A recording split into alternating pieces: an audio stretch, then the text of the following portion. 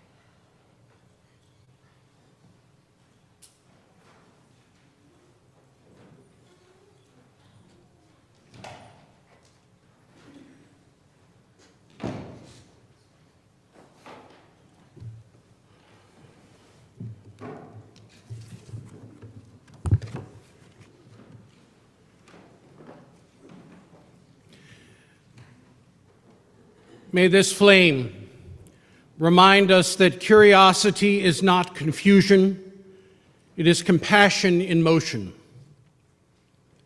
As its light steadies and grows, may we release the need to know everything and instead open ourselves to the mystery that invites us to learn and to listen and to love.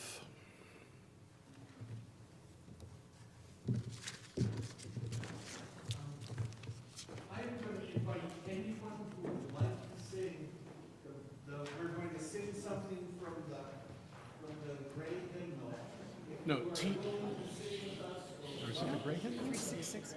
We forgot to practice this before, right? So we're good. And I'll give a few instructions and then we'll be at it. It's a great time to see what choir's like. Terrific tryout period. We are all the choir. No fault choir, come join.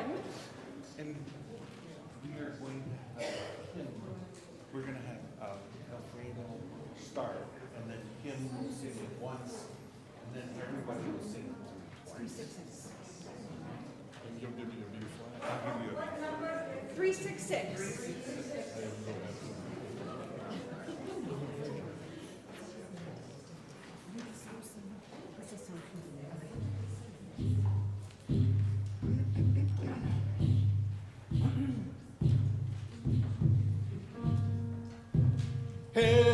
Hallelujah, hallelujah, hallelujah, hallelujah, hallelujah,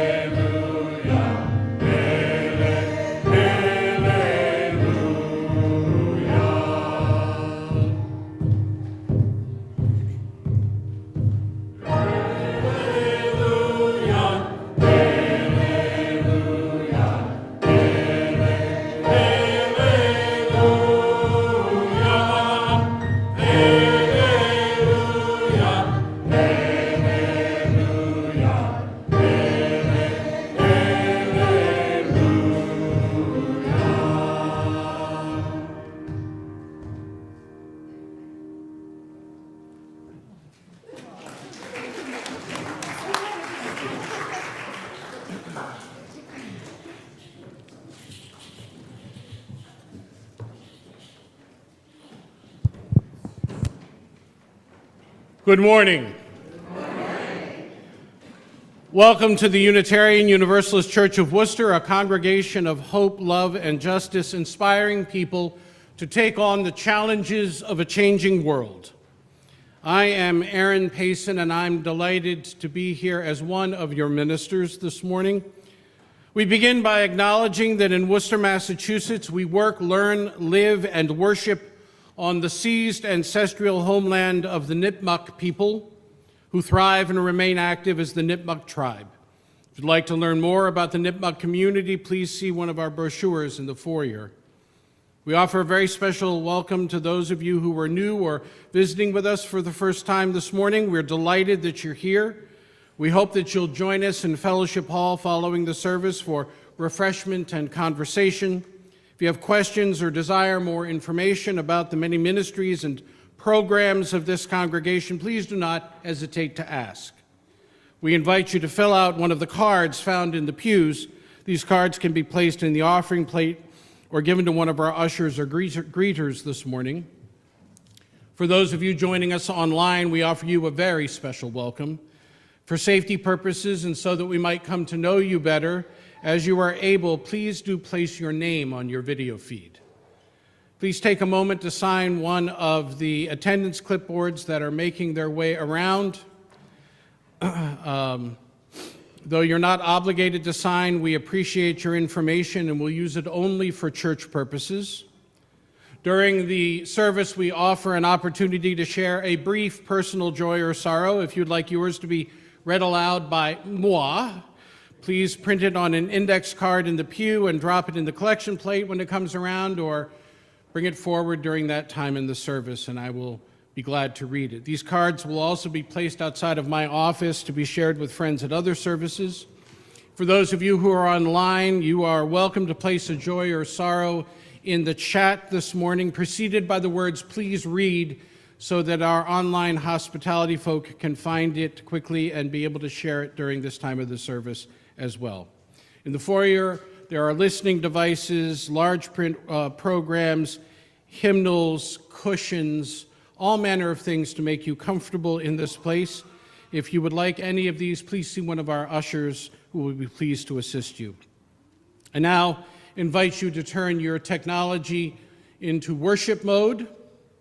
For those of you who are over 30, that probably means put it on silent. For those of you who are under 30, it means beginning to Instagram or whatever it is you do at this moment. You know who you are.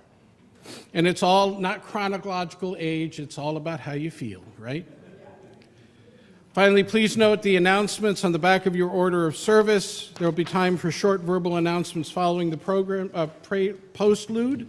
And we'll make two, as you who have been here before know, the order of service is merely a suggestion. We have two changes this morning. One is that our closing hymn will be number 1020, Wo Ya Ya. And just prior to the offertory, we will be welcoming representatives from Abby's house to share with us about a 50-50 collection today for the very, very important work that they do here in Worcester. We are so glad that you're here. We hope that this morning is an opportunity for rest, reflection, and rejuvenation. And lastly, I want to give a special thank you to Alfredo Vieira, our multi-instrumentalist this morning, who has brought his incredible drums to share with us and his flute. So.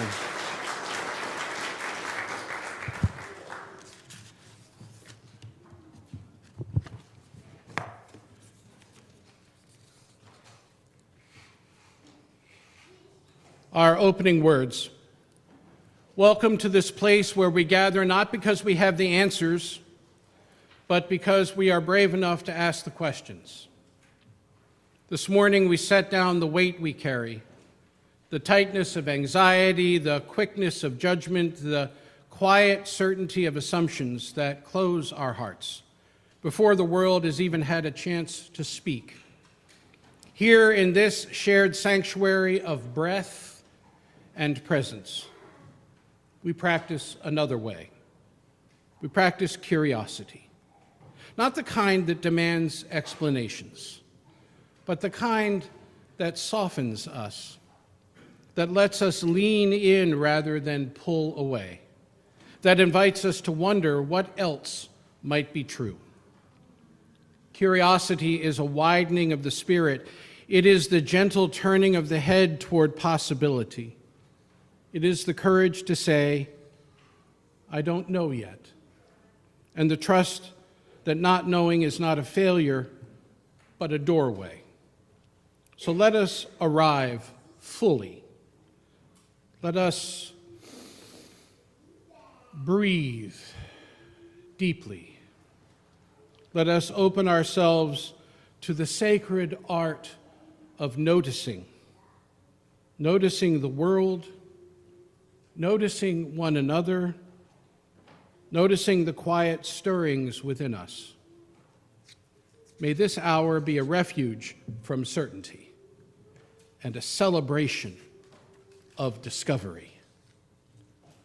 Let us begin.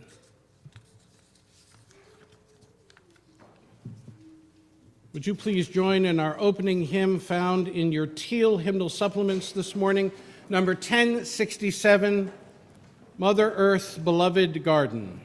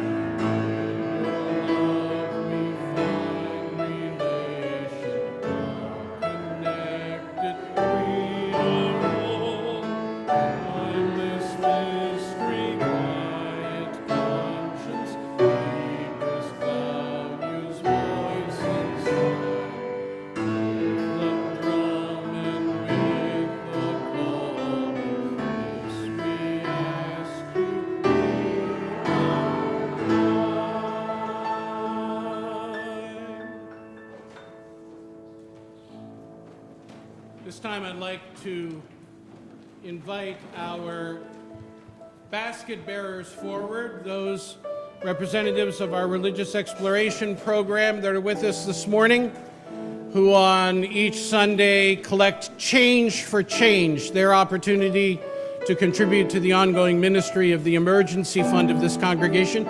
If you have change that you would like to contribute, if you would raise your hand, one of our basket bearers will find you.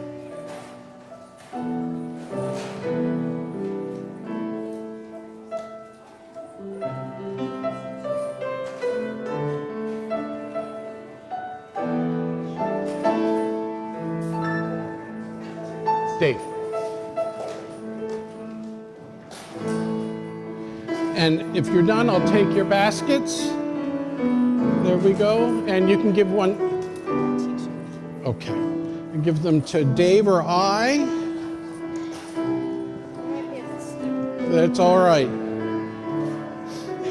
One more, two more. Thank you so much. And we'll send you forth for a wondrous day of learning and peace. May the spirit of love surround you everywhere. You can go in that side. You may go. Go now in peace. Go now in peace. May the spirit of love surround you everywhere. Everywhere. You may go.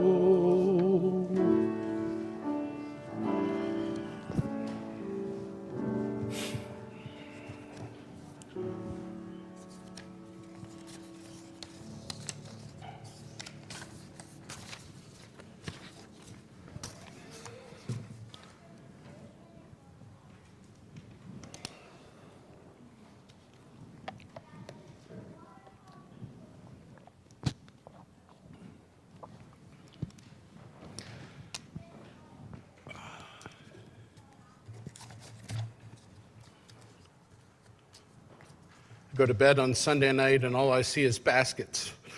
Baskets coming at me. Baskets over my arms.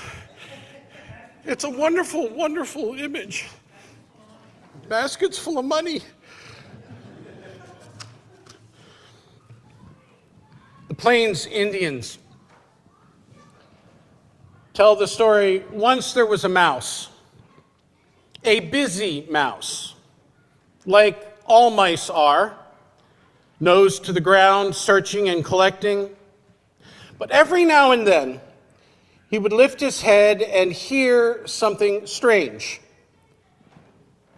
A roaring, far away. And when he asked his fellow mice about it, they told him he was foolish.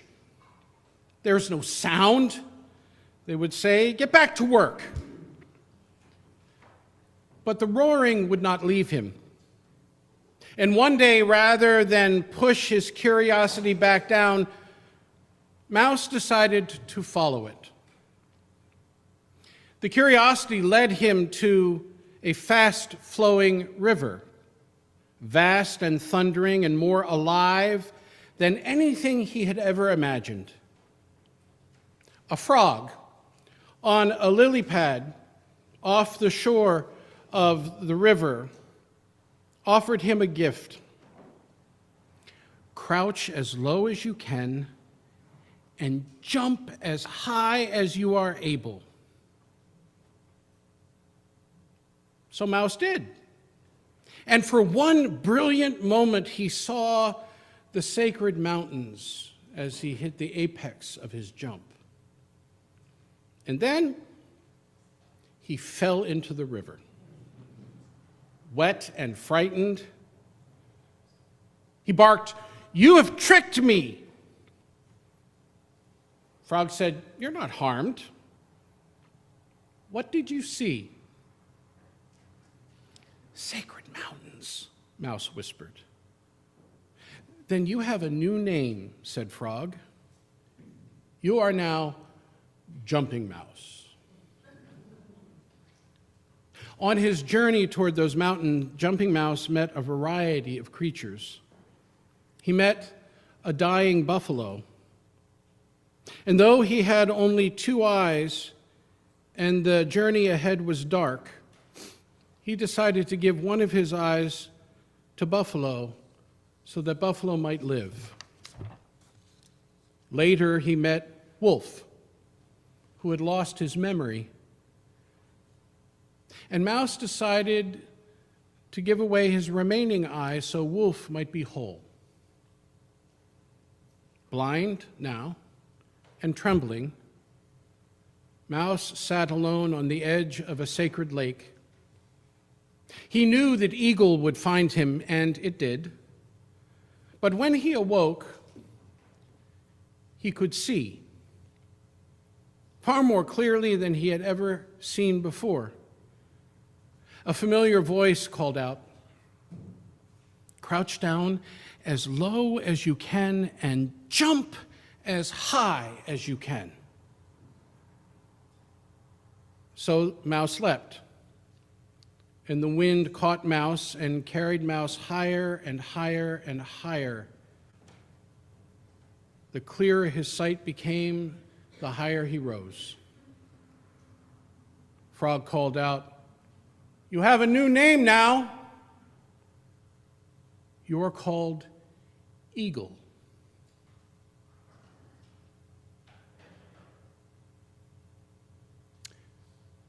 So what's the story about? Fear? Courage? Transformation? All of the above? Yes, and the through line in this tale is how at each turn, Jumping Mouse transforms its anxiety into something else that propels them on their journey. Modern wisdom would have us believe that the opposite of anxiety is what? Calm, peace, right? Y'all have learned that? If you're anxious, you need to get calm. Ancient wisdom, on the other hand, tells us that the opposite of anxiety is not calm, it's curiosity. Think about that for a moment. As a colleague recently noted, Rabbi Marsha Prager teaches where worry says, "Oh no, what's going to happen?" The essence of anxiety, yes. Curiosity says, "Oh wow, I wonder what might happen." The other mice never heard the roaring because they were too busy to listen. Anyone know this feeling? Co-workers, family, society at large. Anxiety narrows our focus to an immediate and to the manageable. It was Mouse's willingness to wonder about the strange sound rather than suppressing it that set Mouse's entire transformation in motion. Curiosity is the first act of courage. And the world seldom honors this kind of courage because it is often an indictment of the world itself. When Mouse asked the other mice about the roaring, they dismissed him and retreated into their holes. Anxiety, it turns out, is socially contagious. Groups often enforce it by punishing those who ask disruptive questions. Jumping Mouse's journey suggests that healing sometimes begins in the willingness to be different, and to know that in being different, you are going to be ridiculed by many. And anxiety wants us to stay small and safe. Mouse finally sees the river. It is too large to take in. This is what curiosity risks. Encountering something far bigger than we could even imagine. But it is precisely the overwhelming nature of the river and its roaring, its depth, and its power that begins to expand Mouse's sense of what the world actually is. In the original story that Petra LeBaron Botts of the North Cascades Institutes relates, it is Raccoon who befriends Mouse and accompanies him to the river. In those moments of overwhelm, it is often the presence of one whose experience of the world is different that helps us confront the fears of our own unknowing. The original says, little Mouse walked with Raccoon. His heart was still pounding in his breast, and Raccoon was talking to him, taking him upon strange paths, and little Mouse smelled the scent of many things that had gone by his way. Many times he became so frightened he almost turned back. Finally, they came to the river. It was huge, breathtaking, deep and clear in places and murky in others. Little Mouse was unable to see across it because it was so immense. It roared, it sang, it cried, and thundered on its course. Little Mouse saw great and little pieces of the world carried along on its surface. It is so powerful, Little Mouse said, fumbling for words. It's a great thing, answered Raccoon. But here, let me introduce you to my friend. In a smoother, shallower place was a lily pad. Bright and green, sitting upon it was Frog. Almost as green as the pad it sat on, and Frog's white belly stood out clearly.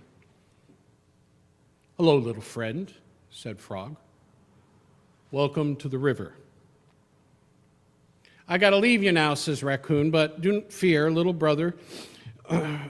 Frog will take care of you now. And Raccoon left, and looking along the riverbank for food that they might wash and eat. Little Mouse approached the water and looked at it. He saw a frightened mouse reflected there. Who are you, Little Mouse? Asked the reflection. Are you not afraid of being that far out into the great river? No, said Frog.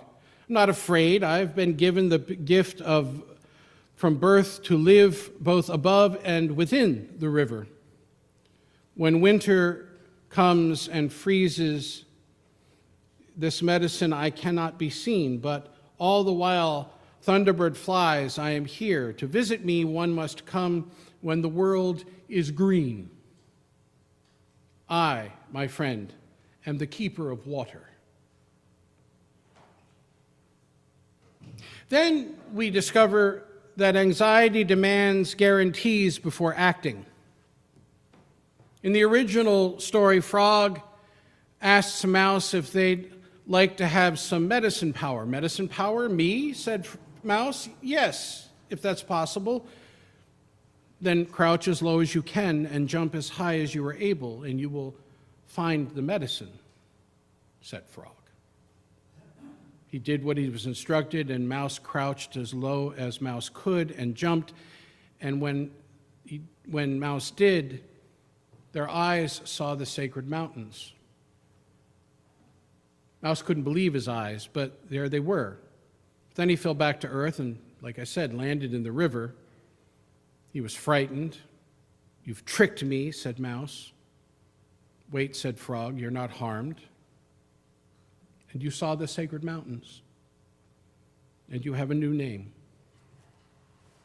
When Mouse lands in the water, soaking wet and terrified, and accuses Frog of trickery, but Frog redirects him.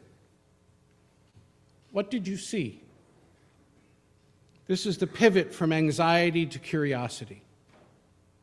Even with difficulty, the question, what did you see, transforms a frightening experience into a source of meaning. Anxiety interprets hard experiences as evidence of danger. Curiosity asks what they might be teaching. Frog didn't explain what will happen when Mouse jumps. He simply invited him to crouch low and leap. Curiosity leaps anyway.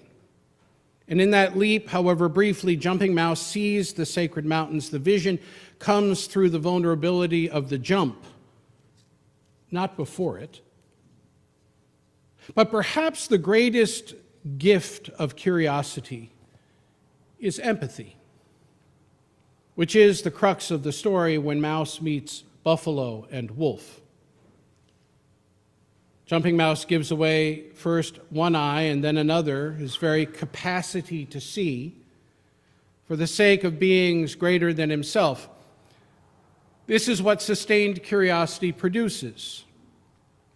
Empathy so deep it becomes sacrificial. He doesn't give from the obligation of fear of consequences. He gives because his curiosity about the other, the buffalo and the wolf, have made their suffering real and personal to him. Anxiety keeps us self-focused. Curiosity opens us to the inner life of others. Unless we get stuck in the internal dialogue about how much of ourselves are we willing to sacrifice for another, let me suggest to you that it's all metaphor anyway. I am sick and I am dying, the buffalo said, and my medicine has told me that only the eye of a mouse can heal me. But little friend, there is no such thing as a tiny mouse. Jumping Mouse was shocked. One of my eyes? One of my tiny eyes. He scurried back to a strand of choke cherries, but the breathing came harder and slower. He will die, thought Jumping Mouse, if I don't give him one of my eyes. He is too great a being to let die. He went back to where Buffalo lay and spoke. I am Mouse, he said with a shaky voice, and you, my friend, are a great being. I will not let you die. I have two eyes, so you may have one of them. The minute he said it, Jumping Mouse's eye flew out of his head, and the buffalo was made whole. Buffalo jumped to his feet, shaking Jumping Mouse's whole world. Suddenly, the mouse ran, and when he stopped, he came upon Gray Wolf, who was sitting there doing absolutely nothing. Hello, Wolf, Jumping Mouse said. Wolf's ears came alert, and his eyes shone. Wolf? Wolf? Yes, that's what I am. I'm a wolf. But then his mind dimmed again, and it was not long before he sat quietly again, completely without memory as to who he was. Each time Jumping Mouse reminded him who he was, he became excited with the news, but then would soon forget again. Such a great being, thought Jumping Mouse. But he has no memory. Jumping Mouse went to the center of this new place and was quiet, and he listened for a long time to the beating of his own heart, and suddenly he made up his mind, scurried back to where Wolf sat and spoke. Brother Wolf, Jumping Mouse said. Wolf? Wolf, said Wolf. Please, Wolf, said Jumping Mouse, please listen to me. I know what will heal you. It's one of my eyes, and I want to give it to you. You're the greater being than I, and I am only a mouse. Please take it. Jumping Mouse stopped speaking. His eye flew out of his head and made Wolf whole. Tears fell from the cheeks of Wolf, but Mouse could not see them, for now he was blind. Jumping Mouse is completely blind before he becomes eagle. This is perhaps the most radical lesson. The transformation from a life driven by anxiety and smallness into an expansive vision and freedom requires passing through a period of not knowing. Anxiety clings to familiar sight. Curiosity trusts the darkness as part of the process of becoming. Notice that the final gift isn't simply restored vision. It's elevated vision. The capacity to see the whole landscape at once.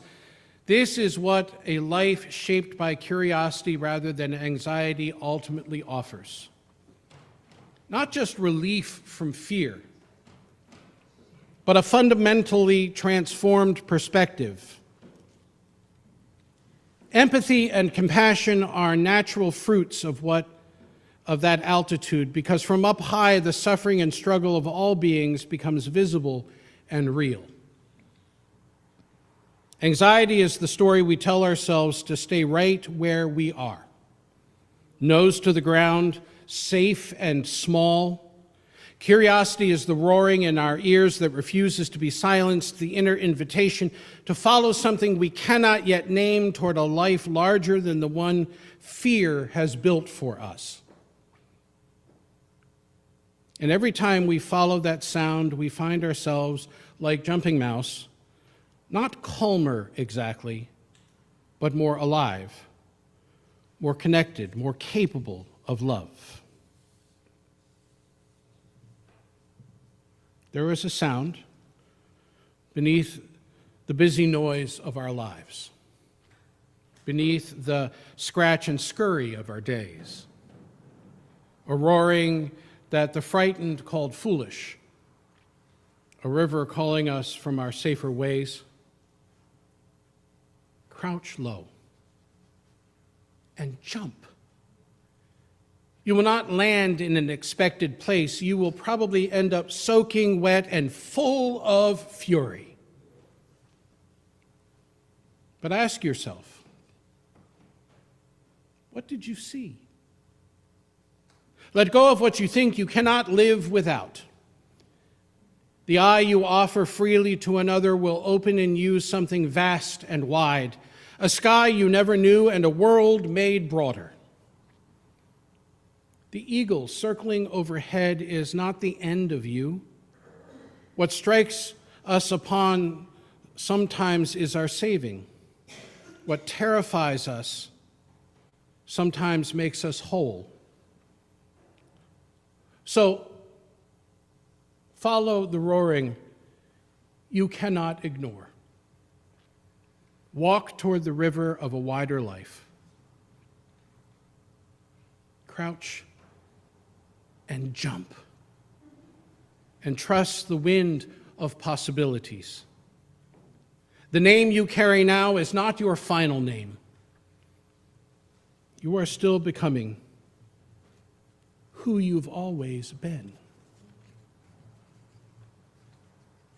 Amen. And blessed be.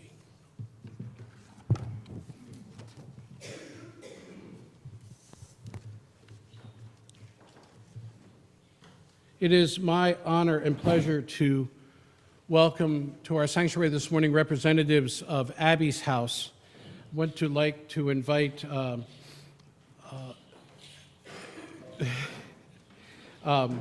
Madame Petra Antonio to come forward. Petra Antonio. You're making it sound fancier than me. Yeah, that's good. Please, come. Good morning. Okay, that is a tough act to follow. I have a little bit of I don't know why that made me emotional. Thank you. Hello, can everyone hear me okay? Perfect. Good morning. My name is Molly Pietrantonio. On behalf of myself and my colleague Alex, if you want to wave a hand, we are so grateful to be with you this morning. I also want to thank Denise Sterrigan for being our connection and welcoming us here today. We're so lucky that she has such capacity to share her time and energy with Abby's House and all that she does in the community. So it is my hope today to kind of catch you up on what's Abby's House getting up to. And what we're getting up to is turning 50. Yay! Woo! So Abby's House was founded in 1976 by Annette Rafferty, who is 97 years young. It's so incredible that she can see this mission that she essentially started out of need. There was a need to house the women and children in Worcester in the early 70s, and she was going to do something about it. And that something about it started as a 9-bed shelter located in the Crown Street neighborhood. And here we are 50 years later with 4 properties, over 80 women being served, currently 20 kiddos being served by our community. So our growth and trajectory over these 50 years is really something that we're proud of, but we know we still have work to do. Abby's House's mission is to provide safe shelter, affordable rental housing, advocacy, and support programs to women with or without children. Our vision, our hopes, our dreams is to see a world where women are leading self-directed lives full of dignity and hope.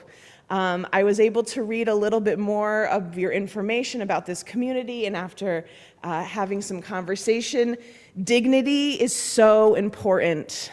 How we serve dignity, how we provide dignity, how we help people identify and find their dignity is so important to us. About 90% of the women that Abby's House serves identify as low income, and about 90% of the women Abby's House serves identify as having trauma or trauma experiences. So how we work through and how we build on personal, professional growth, recovery, and doing that in a dignified way is so important to us. Abby's House is privately funded. We support our mission through the rental program that we have with our over 80 residents, which is great. But we also are writing a lot of grants. It's the $20 checks that come in the mail. That's what keeps us moving and grooving. And knowing that we're privately funded, that allows us to really focus on our culture of care, which is rooted in supportive housing and trauma-informed care. Recovery and personal growth is not linear. It's a roller coaster. And sometimes you might be having a good time, and sometimes we're not. And that's why we want Abby's House to be a constant place of refuge for the women that we serve. So even if women have moved on from living in our shelter or from being in our rental housing, Abby's House is always there. It's giving a little bit of a sorority vibe, but once an Abby's girl, always an Abby's girl. If you graduated from one of our properties 6 months ago, 6 years ago, you can always come back and seek the services of Abby's House. Our supportive housing model really is focusing on breaking down barriers. If we're coming out of a trauma experience, sometimes we really just want to get our brain to be a little quiet first. And so when you have an opportunity to stop thinking about, where am I sleeping tonight? Where am I having a hot meal tonight? Where is my kid going to be safe? We can start thinking about bigger questions about, what do I want my life to be like? So here at Abby's House, we have a clinician on staff. We have a food pantry. We have a personal care pantry. We have group programming. We're taking some of those, I need to go here for this, there for that, eliminating some of those barriers so we can really hit the ground running and focus on what we need to focus on. And that is whatever the women we serve want for themselves, self-directed lives full of dignity and hope. One of our values that keeps our culture going is collective effort. So whenever we have the opportunity to come to our neighbors in Worcester, talk about our needs, collaborate on the services that we can all provide, this is collective effort. We're a spoke in the wheel in some of the systemic issues that are impacting our women, that are impacting our community. It's going to take all of us to deal with the fact that our challenges are coming from the lack of affordable housing, the lack of living wage, racial disparities. It's going to take all of us. So knowing that we have neighbors who feel the way we feel and value what we value, it's so important that we band together. I think sometimes we get overwhelmed with the world, and in the work that Alex and I do and the women that we serve every day, what is so impactful for us is to see the impact we're having in that one woman, in that one child, because we know that's generational. We know that's generational. So as much as sometimes it's hard work, we celebrate every chance we can get with Abby's House. Every win is something that we celebrate. And so being with you all today is something to celebrate. Here I am having an opportunity to talk about Abby's House with new friends in hopes that you will share a little bit about Abby's House with your friends. Alex and I are so excited to hang out with you after service.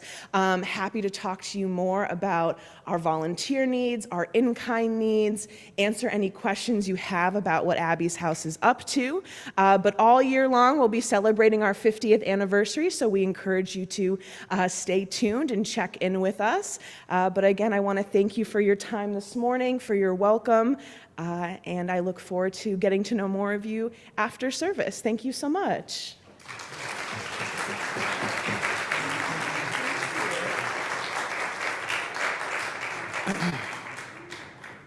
I can think of no better illustration of the tale of Jumping Mouse than the mission of Abby's House. This idea of trauma-informed and trauma-sensitive care that begins by identifying anxiety not as a problem to be solved, but as a symptom of something to be explored and an opportunity for growth. So we are all about that here. As we have done each month this year, our 50-50 collection will be split between Abby's House and this congregation, except for those that are clearly identified as pledges. If you're writing a check and you want it to be a pledge, please do put pledge in it. Or if you're putting money in the plate and you want it specifically counted towards your pledge, please put it in one of the envelopes in the pew and mark pledge. Otherwise, whatever we collect, we are going to split 50-50 with Abby's House. And it's not the last time that Molly will be in this pulpit, I guarantee you. And Alex, you need to, come up, Maria, both of you, all of you are invited here. And I look forward to having you interact with them during coffee hour. At this time, our morning offering will be received.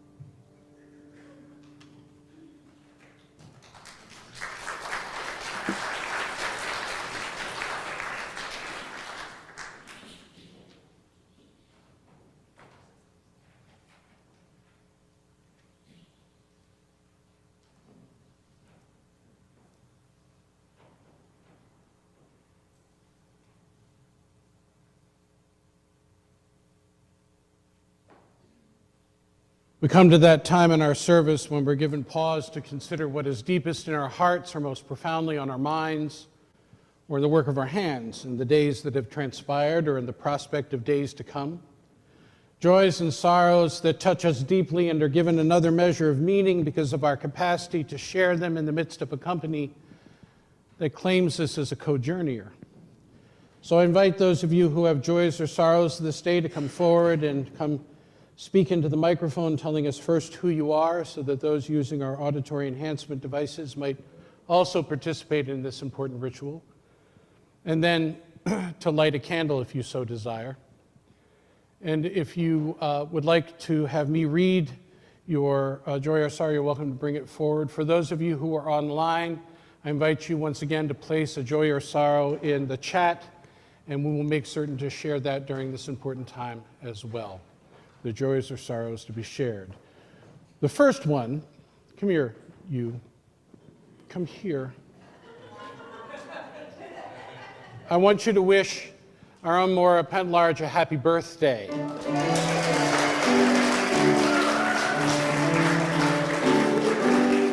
Happy birthday, dear Maura. Happy birthday to you.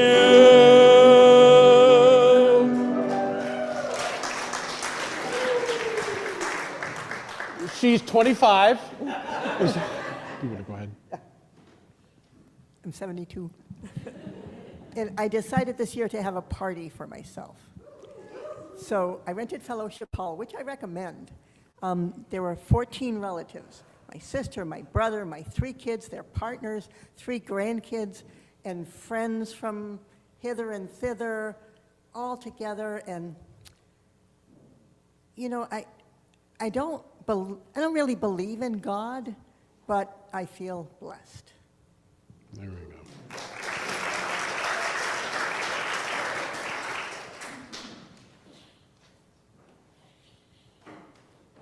Hi, I'm Debbie Merrill, and I have a sorrow to share. This week, Thursday morning, a very dear friend of mine passed away. Pat had been struggling with cancer for 10 years and had gone through just about every procedure that was possible. Pat was a nurse practitioner here in Worcester for most of her career, and she was the essence of a caregiver. The week before she passed away, she emailed me to check to see how I was doing in managing my mother's care. So that was the kind of person she was. And then the very next day, a dear colleague and friend also passed away. So it's been a rough week, and it reminded me, these women were both in their 70s, and it reminded me that you really have to take advantage of each and every day.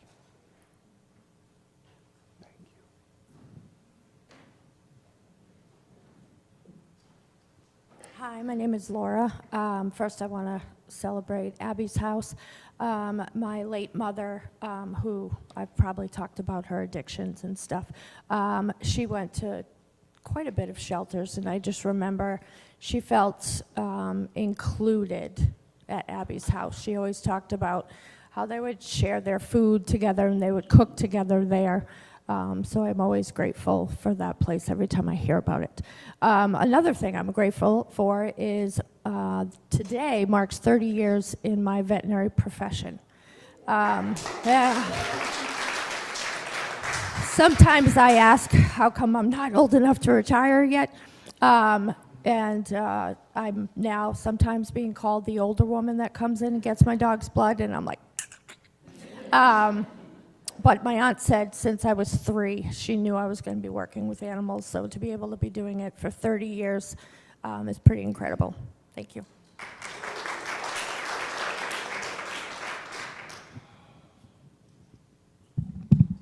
Hi, everybody. My name's Josh. And my joy this week is science and what we just heard. These are brand new. I had my ability to see literally restored this week. But I mean, And now I come and I hear what I'm supposed to do with it, right? Now I can see. And first of all, y'all look beautiful. Oh my goodness. And then, yeah, so now I can see. Now I can see where I'm supposed to jump, right? There you go. That's it. Thank you.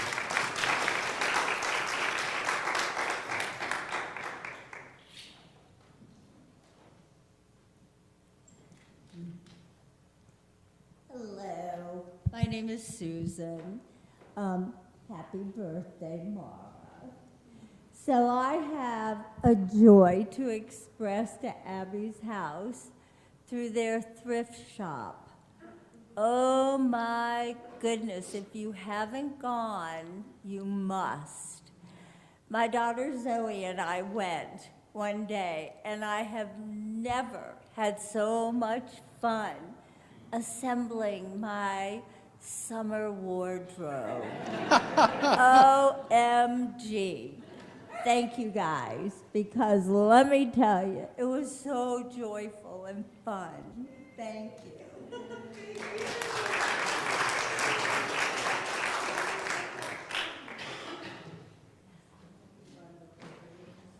Hi, good morning. I'm Dory. I don't come very often, but I would like to say a thank you, and I want to say it in translation too, because I have brought a family member. His name is Yemi, y quería decirle gracias. I want to say thank you. It's not often I come here. No vengo casi todas las semanas, but I want to say the inclusion that is included not only with Abby's house, but with our pastor, the place we represent, todo lo que representamos aquí. I just want to say thank you to everyone. I've been in shelter life with Sherry, and I met wonderful people. So I want to say thank you very much. De nada. Gracias.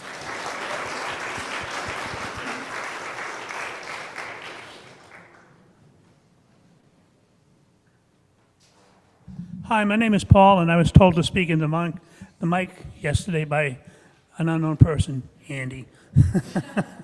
And I wanted to share a joy that I have, because I was at Mara's birthday party, and I walked in, and I saw the back, there's screens and stuff's over there, and Vicki was telling me about it, and whoever the team is that can assemble it, good job. Well done. Hi, I'm Jan. The reason I got in line was to say that one of my joys is working on the native gardens, and right this moment, you absolutely, this is an order, check this corner out of the garden right in here between the classroom. It is a woodland, trillium-filled garden, and it will soothe your soul. Then Susan brings up and talks about Abby's House thrift store. There was a woman that came to this church many years ago named Miss Carol, and she lived at Abby's house when it was run by the nuns, and I decided I wanted to name a room after her. So I go over and I see Larissa, and I wasn't really inspired. And I said, you need a list of everything you can name. And she gave me the list, and the thrift store could be named. And we are thrift store-aholics. So I named the thrift store for Carol Morano. We can't go on, but we'll go on. Yes. Yes. That's the quote on the sign. I look at it every day. Yes. Thank you. Yes, you're welcome. Thank you so much. But you had to know Carol. You had to know it was so perfect. Tears to my eyes. I'm crying too. Okay, now stop.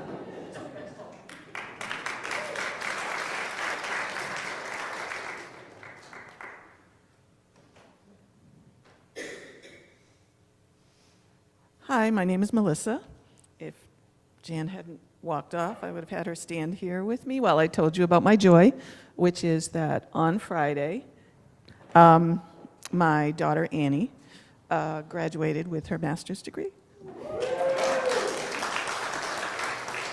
And I wanted Jan to be standing near when I said that, because when we first came to this congregation, which is about the time that Aaron came, Annie was an infant, and we would walk in here, and Jan would take the baby, and I would enjoy the service. So if she didn't already have another child in one arm, she was Yeah. carrying two. So. Yes, exactly. So, Jan and all of you helped me raise this amazing woman. So thank you. I also have another thing to talk to you about. One of the missions that this congregation supports is the Loaves and Fishes Food Pantry, which has its monthly distribution from Fellowship Hall once a month.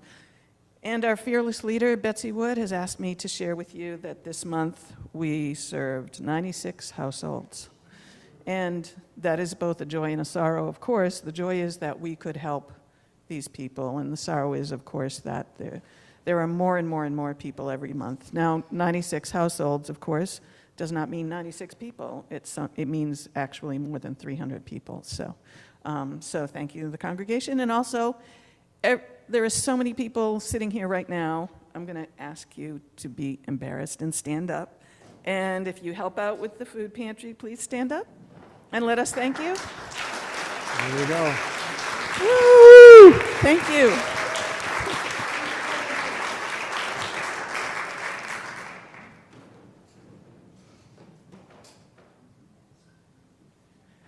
My name's Ed Robinson, and talking about a jumping mouse. May 17th, 1954 was Brown versus the Board of Education. May 17th, 2004 was the Marriage Equality Act. Well done.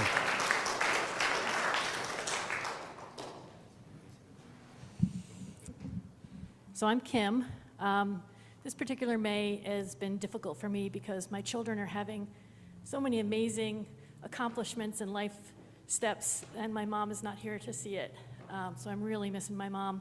One thing my mom and I always did year after year was go to Celebration of Needlework in New Hampshire and spend the whole weekend with our friends, stitching and shopping and just getting away from it all. Circumstances, I couldn't go for the whole weekend, and it's just a really sad time for me to go. But two of my dear friends found the time to take me yesterday to Celebration just for the day and stayed with me the whole time and stitched with me and kept her memory alive. And we talked about my mom a couple of times and some of our other friends in our group that we're missing this year. So it's been a difficult time, but I feel blessed that I have these people in my life to support me. So thank you.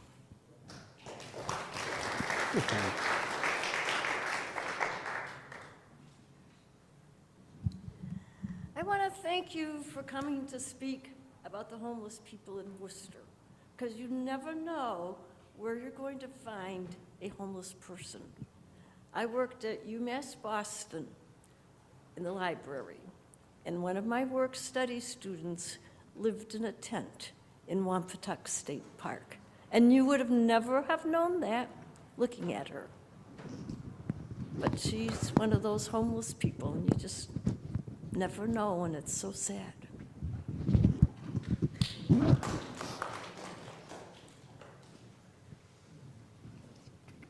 Let us be in the spirit of prayer and meditation.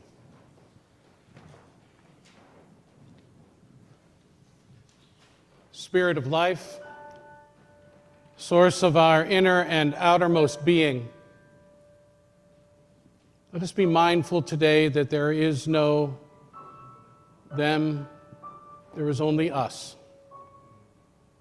We who have the resources to confront our vulnerabilities in ways that many do not. Let us be grateful for that and let it open our eyes with compassion for all those in need. Today we honor birthdays and anniversaries. We honor those whose lives and service are now our legacy. We come in search of the vision of home and are grateful for all of those agencies and resources that remind us that home is possible. We come in search of the language of love that reflects through windows made gorgeous, through the opportunity to gift those who are hungry with the opportunity to eat, and more so the consciousness that would bring about a world where no one goes hungry. Amen. And blessed be.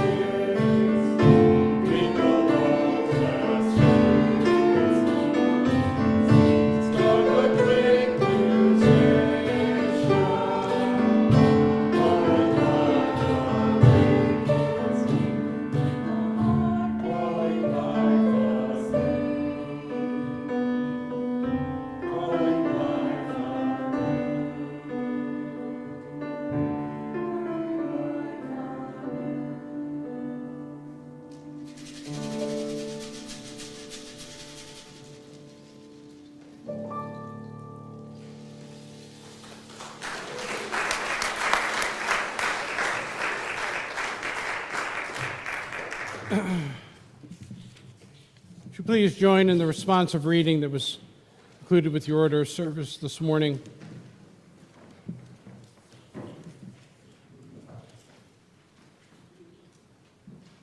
As we go out into the wider world,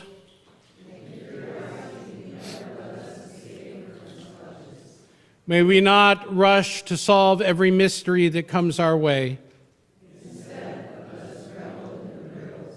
Hold tight to the head scratchers. For it is only these impertinent puzzles which help us remember.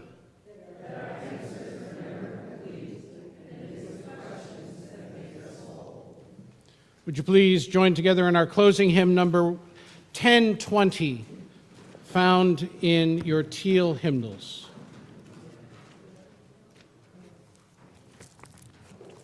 Please rise in body or in spirit.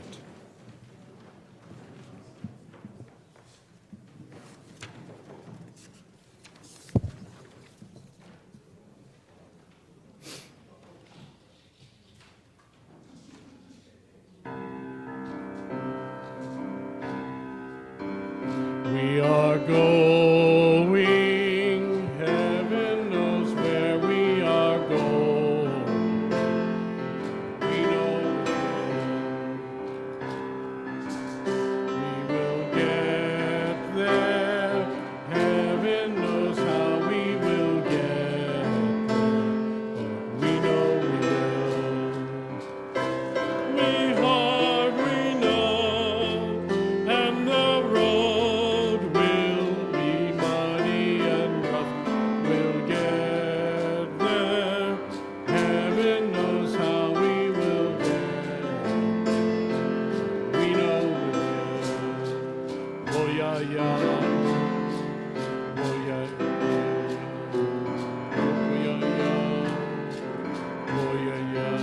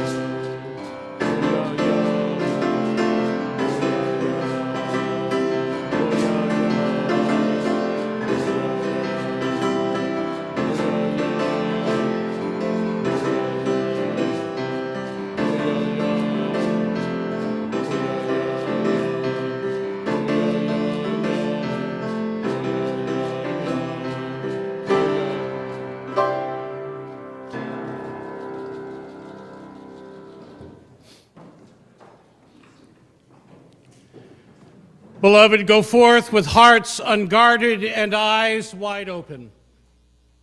May curiosity guide your steps, turning assumptions into invitations and anxiety into awe. May you find peace, not in answers, but in the gentle unfolding of wonder itself.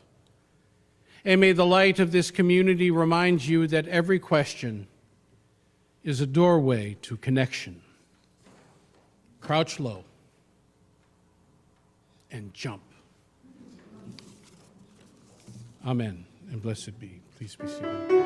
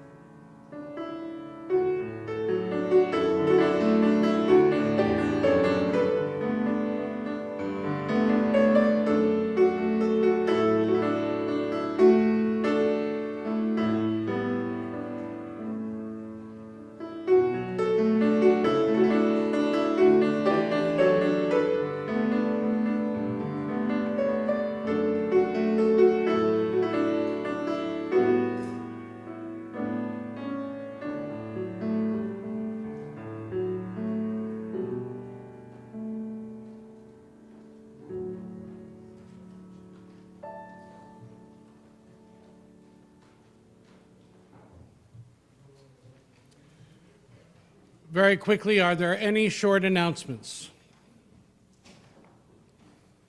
Short. Minuscule.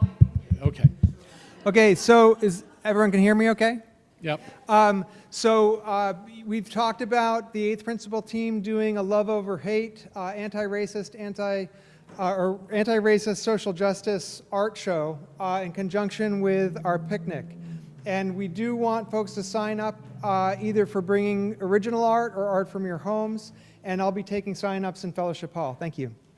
Matt. I just want to, one more time, acknowledge Alfredo Vieira. Thank you so very much for all that you brought to this service. Yes, we are. Hello, my name's Michelle. If some of you don't know, I serve as the treasurer of this church. We have our annual meeting in 3 weeks. And to that end, if anyone is interested, after coffee hour, I'll hold an informational session where you can preview the budget and ask questions. Again, just after coffee hour. Thank you. Hi, I'm Sherry. Today's the day. CMHA's Walk for the Homeless kicks off at 12 o'clock this afternoon at Elm Park. There'll be food, there'll be live music, our own employee band, lots of games, and of course, the walk to raise funds. So please join us.